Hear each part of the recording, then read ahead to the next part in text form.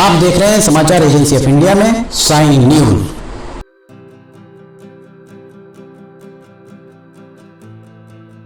नमस्कार दोस्तों, समाचार एजेंसी ऑफ इंडिया की साइन न्यूज में लिमटी की लालटेन के 221वें एपिसोड में एक बार फिर आपका स्वागत है। आज हम बात करने जा रहे हैं कोरोना कोविड-19 के जो केसेस देश में बढ़ रहे हैं। कोविड-19 के मामले में सावधानी बरतना बहुत जरूरी है। खतरे की घंटी ही दिख रही है देश में बढ़ते कोविड के केसेस। कोरोना भी गया नहीं है, ये बात लंबे समय से प्रधानमंत्री नरेंद्र मोदी के द्वारा कही जाती रही है। कुछ माहों तक कोरोना के आंकड़े कम होने के बाद अप्रैल माह के दूसरे पखवाड़े में एक बार फिर कोविड के आंकड़े, कोविड के केसेस बढ़ते हुए दिख रहे हैं। इन आंकड़ों में राष्ट्रीय राजधानी क्षेत्र अर्थात दिल्ली एनसीआर के आसपास कोविड के प्रकरण बढ़ते हुए दिख रहे हैं। इनमें स्कूली विद्यार्थियों की तादाद भी शामिल है, जो चिंता की बात मानी जा सकती है। कोविड के जो उतार पर आ गया था, फिर से एक बार वापस लौटता हुआ लग रहा है, दिख रहा है, ऐसा प्रतीत होता नजर आ रहा है।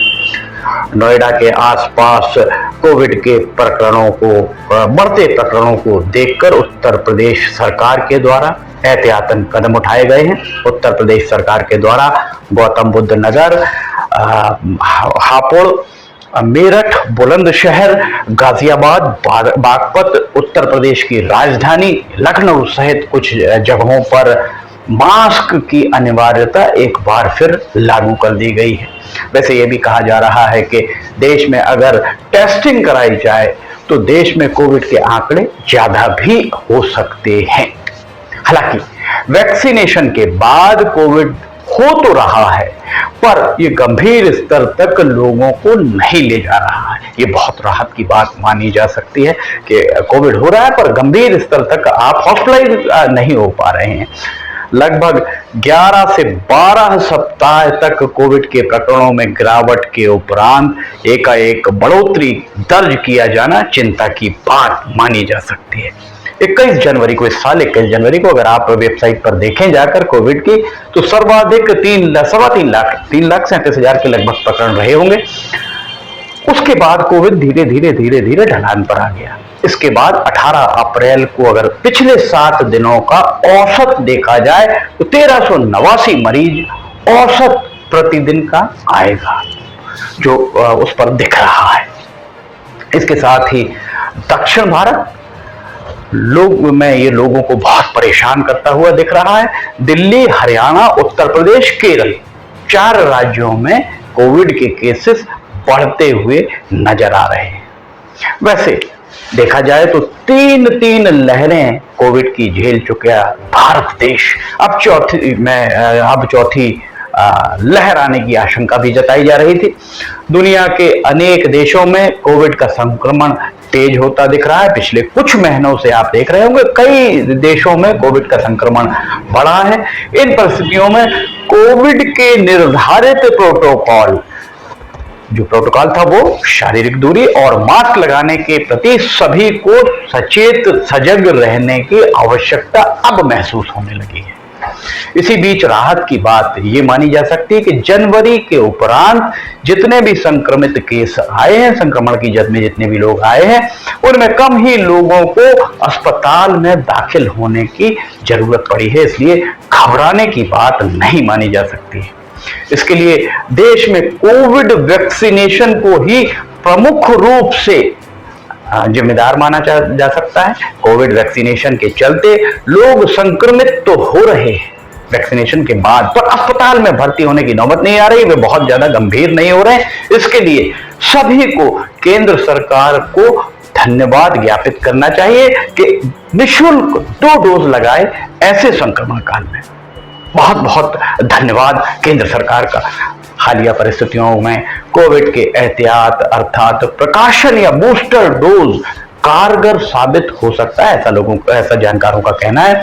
सरकार के द्वारा इसे बूस्टर डोज को लगाने की अनुमति दे दी गई है। इस अभियान में अभी तेजी नहीं आ पा रही है। तेजी नहीं आने का कारण यह है कि सरकार के द्वारा कोविड का अगर आपको दूसरा डोज लगा है तो उसके 9 माह के उपरांत तीसरा डोज लगाने की, तीसरा डोज आप 9 माह बाद लगा सकते हैं, अनिवार्यता सरकार के द्वारा रख दी गई है। जबकि अंतरराष्ट्रीय स्तर पर अनेक शोधों से ये बात निकलकर सामने आई है कि कोविड की वैक्सीन के डोज लगने के 6 माह के उपरांत इम्यूनिटी कुछ हद तक कमजोर पड़ने लगती है। इसलिए केंद्र सरकार को चाहिए कि वो 9 माह की अनिवार्यता को घटाकर 6 माह कर दे। अगर ऐसा होता है तो कोविड का ये प्रकाशन डोज में भी बहुत तेजी आ जाएगी। और वर्तमान में दूसरी बात, वर्तमान में जो कोविड का प्रकाशन डोज लग रहा है वो प्रकाशन डोज निजी केंद्रों में लग रहा है, जबकि इस एक बड़ा वर्ग, अधिकतर लोग ऐसे हैं जिन्हें जो इसके कोविड के तीसरे डोज के खर्च को वहन नहीं कर सकते, अफोर्ड नहीं कर सकते, इसलिए इसे सरकारी स्तर पर मुफ्त ही मुहैया कराने की जरूरत है। मुफ्त इसको मुहैया कराना चाहिए सरकार को, ऐसा हमारा एक सुझाव है। एक समय था, अब हम दूसरी आपको बात बताएं, एक समय था जब शालाओं में परीक्षाएं मार्च या अप्रैल के पहले हफ्ते में समाप्त हो जाती थी और 30 अप्रैल को रिजल्ट आता था। उसके बाद ग्रीष्मकालीन अवकाश आरंभ होते थे। ग्रीष्मकालीन अवकाश के बाद 1 जुलाई से नया शैक्षणिक सत्र आरंभ होता था। मानव संसाधन विकास मंत्रालय के द्वारा नए नए प्रयोग किए गए, उन प्रयोगों के बाद अब अप्रैल में ही नया शैक्षणिक सत्र आरंभ कर दिया जाता है। अप्रैल में ही कक्षाएं लगना आरंभ हो जाती हैं। 2 सालों से ऑनलाइन पढ़ाई के बाद अब शालेय विद्यार्थी, जो विद्यार्थी थे वो अपनी शाला के और शाला को देखना चाहते हैं। प्यारी शाला उनकी, हमारी आपकी सभी की प्यारी शाला रही है, उसे देखना चाहते हैं, अपने संगी साथियों से मिलना चाहते हैं, उनके साथ मौज मस्ती करना चाहते हैं, बात बतियाना चाहते हैं। उनको ये मौका मिल रहा है। शालेय विद्यार्थी इस बात की शिद्दत से याद कर रहे थे, इसे मिस कर रहे थे। सरकारी और निजी शालाओं में विद्यार्थियों के आने का सिलसिला आरंभ हुआ है, किंतु शालाओं के द्वारा जरूरी अनिवार्यताओं की अनदेखी भी की जा रही है।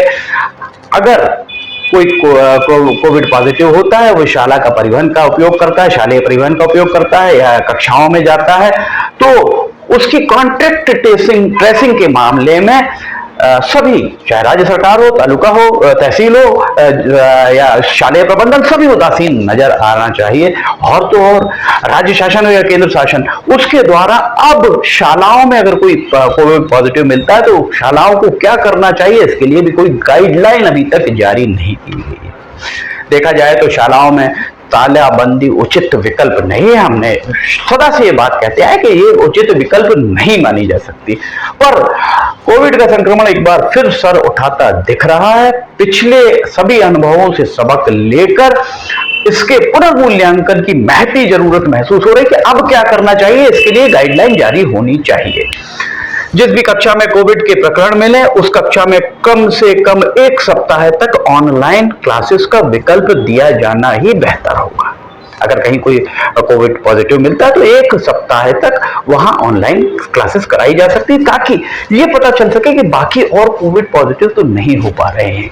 अगर किसी क्लास में कोई कोविड पॉजिटिव मिलता है तो कम से कम उस कक्षा में अध्ययनरत अन्य विद्यार्थियों के पालकों को इस बात की जानकारी देना शाला प्रबंधन का नैतिक दायित्व है। अफसोस ऐसा नहीं हो रहा है, ताकि पालक अपने बच्चों पर नजर रख सकें। सरकार को चाहिए कि वो भी शालाओं को सेल्फ टेस्ट किट की उपलब्धता सुनिश्चित कराने के लिए शाला प्रबंधन को पाबंद करें। सेल्फ टेस्ट किट के जरिए वहां पर कोविड का पता किया जा सकता है कि वो कोविड पॉजिटिव कितने लोग हैं। क्योंकि अभी कोविड का गया नहीं है, कोविड के अब केसेस आने चालू हो रहे हैं, इसलिए ये सावधानी बहुत जरूरी है। लिमटी की लालटेन के 221वें एपिसोड में फिलहाल इतना ही। समाचार एजेंसी ऑफ इंडिया की साइन लिमटी की लालटेन के 221वें एपिसोड में फिलहाल इतना ही। अगर आपको लिमटी की लालटेन और समाचार एजेंसी ऑफ इंडिया की साइन न्यूज में आने वीडियोस पसंद आ रहे हो तो आप इसे लाइक, सब्सक्राइब और शेयर जरूर कीजिए। साथ ही लिमटी की लालटेन रोजाना समाचार एजेंसी ऑफ इंडिया की वेबसाइट या समाचार एजेंसी ऑफ इंडिया की साइन न्यूज के चैनल पर आप दोपहर 2 बजे देखना ना भूलिए। लिमटी की लालटेन के 221वें एपिसोड में हमने जो चर्चा की, उसके बाद 222वां एपिसोड लेकर हम बहुत जल्द हाजिर होंगे। फिलहाल आपसे इजाजत लेना चाहेंगे। जय हिंद।